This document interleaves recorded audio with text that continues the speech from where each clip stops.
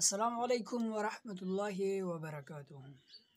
د مونږ په باره کې زه تاسو ته یو حدیث پاک وایم. د نبی اکرم صلی الله علیه و آله وسلم ارشاد مبارک دی چې الله رب العزت په انسان باندې 5 منځونه فرض کړي دي او الله رب العزت د خپل ځان سره دا وعده فرمایلی ده چې څوک د دې 5 منځونو اهتمام کوي الله رب العزت به په خپل ذمہواری په جنت کې داخلي. او الله رب العزت فرمای چې څوک د دې 5 منځونو اهتمام نه کوي نو په ما باندې د هغه هیڅ ذمہ داری نشته ده، خو که بخنه کوم یا عذاب ورکوم.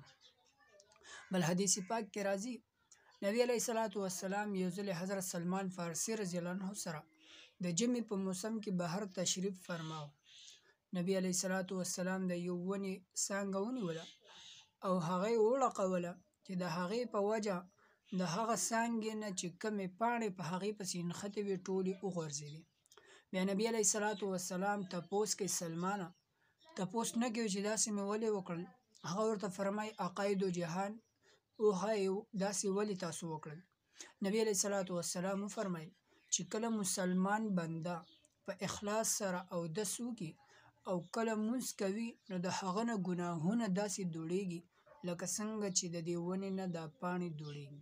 الله رب العزت موږ او تاسو ته د لمونځ کولو باندې توفیق را نصیب کړي. واخر دعوانا الحمد لله رب العالمین.